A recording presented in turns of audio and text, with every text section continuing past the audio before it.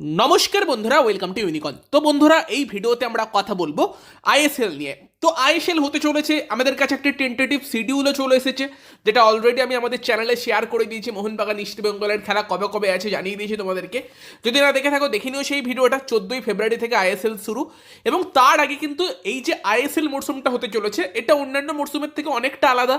অনেক টিমই কিন্তু অনেক কম ফরেন প্লেয়ার নিয়ে খেলবে, যেখানে অনেক গুরুত্বপূর্ণ দলের অনেক গুরুত্বপূর্ণ ফরেন প্লেয়াররা দল ছেড়েছে। সেই জায়গাতে আমরা আলোচনা করব এই সময় দাঁড়িয়ে কোন দলের কাছে কতজন ফরেন প্লেয়ার আছে, কারা কারা ফরেন প্লেয়ার আছে যাদের নিয়ে সেই দলগুলো আইএসএলে নামতে চলেছে। তো চলো শুরু করা যাক।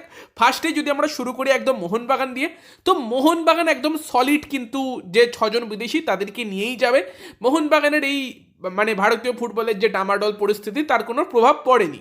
সেই জায়গাতে মোহনবাগানের কাছে obviously Australian 3 attacker Dimitri Petratos, Jamie Maclaren, Jason Cummings, তারই সঙ্গে সঙ্গে ব্রাজিলিয়ান অ্যাটাকিং মিডফিল্ডার বা উইঙ্গার রবসন রবিনো, এবং তারই সঙ্গে 2 সেন্টার ব্যাক টম আলড্রেড এবং আলবার্তো রড্রিগেজ।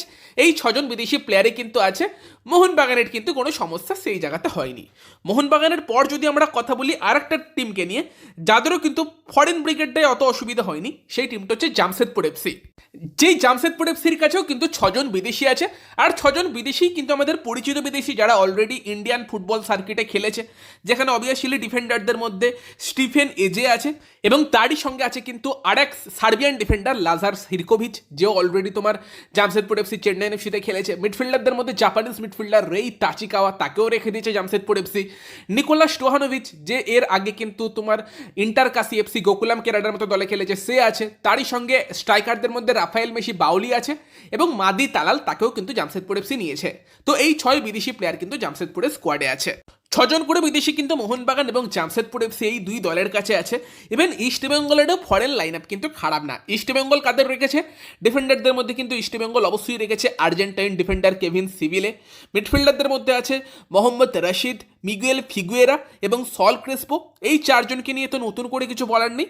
তবে তারই পাশাপাশি কিন্তু ইস্টবেঙ্গল একজন নতুন স্ট্রাইকারকে সাইন করিয়েছে, 32 বছর বয়সী মরক্কোয়ান স্ট্রাইকার ইউসুফ এজেদারি।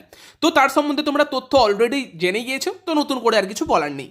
তো ইস্টবেঙ্গলের কিন্তু ফরেন লাইন আপ খারাপ না, তবে বাকিদের ফরেন লাইন আপে কিন্তু বেশ কিছুটা ধাক্কা লেগেছে।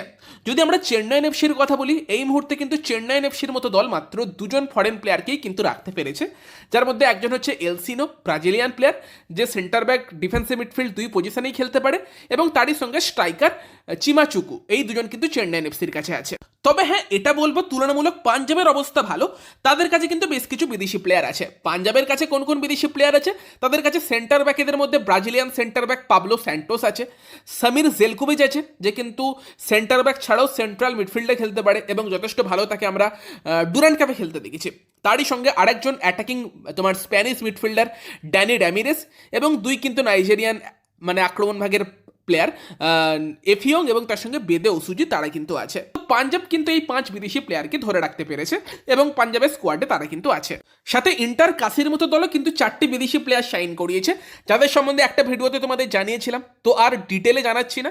সেখানে ইন্টার কাশির 4 বিদেশি প্লেয়ারই কিন্তু ফরেন প্লেয়ার, যেখানে গোলকিপার লুইস ট্যারেস, তার সঙ্গে central midfielder Sergio Lamas, right winger Alfred Planas, এবং তারই সঙ্গে তোমার ডেভিড সেন্টার ব্যাক। তো এই 4জন কিন্তু ইন্টারকাসিতে জয়েন করেছে।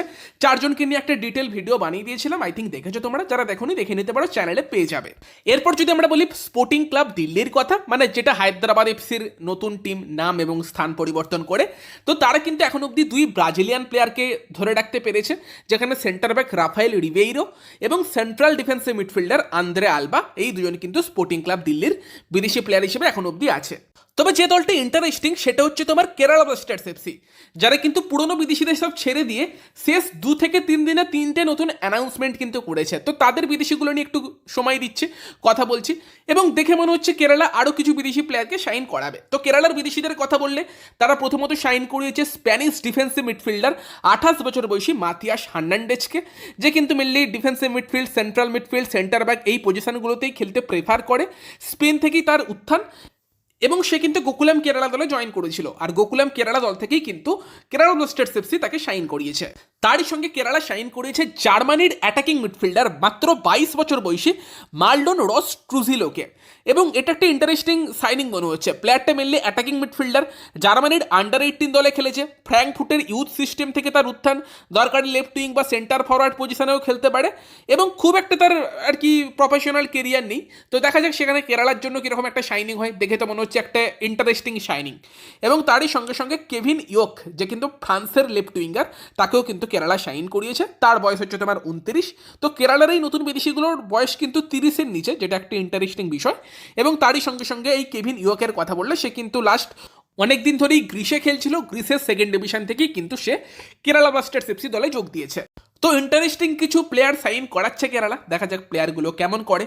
দেন যদি আমরা কথা বলি ওড়িশা এফসিকে নিয়ে, তো ওড়িশা এফসির কাছে আপাতত তাদের Spanish centre back Carlos Delgado সেই একমাত্র বিদেশি প্লেয়ার হিসেবে আছে। বাকি মুম্বাই সিটি এফসির কথা বললে, মুম্বাই সিটি এফসির কাছেও এই মুহূর্তে মাত্র দুজনই বিদেশি প্লেয়ার আছে, যার মধ্যে একজন Argentine striker Jorge Pereira Diaz, আর একজন Spanish attacker Jorge Ortiz Mendoza. দুজনকেই তোমরা চেনো, নতুন করে কিছু বলার নেই। তো এই দুজনই কিন্তু বর্তমানে মুম্বাই সিটি এফসির কাছে আছে। দেন এফসি গোয়ার কথা বললে পরিস্থিতি সেখানেও খুব একটা ভালো নেই। এফসি গোয়ার কাছেও বর্তমানে মাত্র দুজনই বিদেশি প্লেয়ার আছে, যার মধ্যে কিন্তু সার্বিয়ান অ্যাটাকার যে মেনলি লেফট উইং দিয়েই খেলতে পছন্দ করে ডেজান ড্রাজিচ, সে আছে, এবং তারই পাশাপাশি স্প্যানিশ সেন্টার ব্যাক পল মোরেনো। এই দুই বিদেশি কিন্তু এফসি গোয়ার কাছে বর্তমানে আছে। দেন ব্যাঙ্গালোর এফসির কথা বললে তাদের কাছেও দুজন বিদেশি প্লেয়ার আছে, বা তিনজন বলতে পারি, না দুজনই বলবো। এখন কেন তিনজন বলবো আমরা, এখন তো রায়ান উইলিয়ামস আমাদের নিজেদের ছেলে, ঘরের ছেলে, ইন্ডিয়ার প্লেয়ার। তো রায়ান উইলিয়ামসকে বাদ দিয়ে দিলে দুজন বিদেশি প্লেয়ার আছে, যার মধ্যে তাদের উজবেকিস্তানের সেন্ট্রাল মিডফিল্ডার সিরোজউদ্দিন কুজিয়েভ, সে আছে, এবং তোমার আর্জেন্টাইন অ্যাটাকিং মিডফিল্ডার ব্রায়ান স্যাঞ্চেস। তো এই দুই বিদেশি প্লেয়ারই তোমার ব্যাঙ্গালোর এফসির সঙ্গে আছে। তার সঙ্গে রায়ান উইলিয়ামসের কোয়ালিটি আছে, ইন্ডিয়ান প্লেয়ার বাট কোয়ালিটি তো বিদেশিদের মতোই, সেটা আমরা বলতে পারি। আর শেষে নর্থ ইস্টের কথা বললে, নর্থ ইস্টও ধাক্কা খেয়েছে, সব থেকে বড় ধাক্কা আলাদিন আজারের মতো একটা প্লেয়ারকে হারানো। এবং এই মুহূর্তে দাঁড়িয়ে নর্থ ইস্টের কাছে কিন্তু মাত্র তিনজন বিদেশি প্লেয়ার আছে, যার মধ্যে প্রথমেই তাদের ক্যাপ্টেন এবং সেন্টার ব্যাক মাইকেল জোবাকো, তিনি আছেন। তার সঙ্গে সঙ্গে আছে অ্যান্ডি রড্রিগেজ, যে 35 বছর বয়সী স্প্যানিশ সেন্ট্রাল মিডফিল্ডার, দরকারে ডিফেন্সিভ মিডফিল্ড পজিশনেও খেলতে পারে, সুপার কাপেও 3টে ম্যাচ খেলেছে, তোমরা দেখেছো আই থিঙ্ক। তো সেখানে অ্যান্ডি রড্রিগেজ আছে, এবং আছে আরও একজন Spanish player, Spanish winger Jairo Sampeiro. তো জাইরো সাম্পেইরোকেও আমরা সুপার কাপ এবং ডুরান্ট কাপে খেলতে দেখেছি। তো এই তিনজনই বিদেশি প্লেয়ার, জাইরো, অ্যান্ডি রড্রিগেজ আর মাইকেল জোবাকো, নর্থ ইস্টের কাছে আছে। আর সবার শেষে বললাম 13টা ক্লাবেরই নাম বলা হলো, 14 নম্বরটা মোহামেডান স্পোর্টিং। তবে মোহামেডান স্পোর্টিংয়ের কাছে বর্তমান সময়ে দাঁড়িয়ে কোনো বিদেশি প্লেয়ার কিন্তু নেই, তো তাদের নিয়ে আর কি বলবো। তো সেই জায়গাতে দাঁড়িয়ে 14টা আইএসএল ক্লাব কোন ক্লাবের কাছে কোন বিদেশি প্লেয়ার আছে আলোচনা করার চেষ্টা করলাম। আই থিঙ্ক এই সময়ে দাঁড়িয়ে মোহনবাগান, দেন জামশেদপুর এফসি, ইস্ট বেঙ্গল এবং পাঞ্জাব, এই 4টে দলের কাছেই সলিড ফরেন লাইন আপ আছে।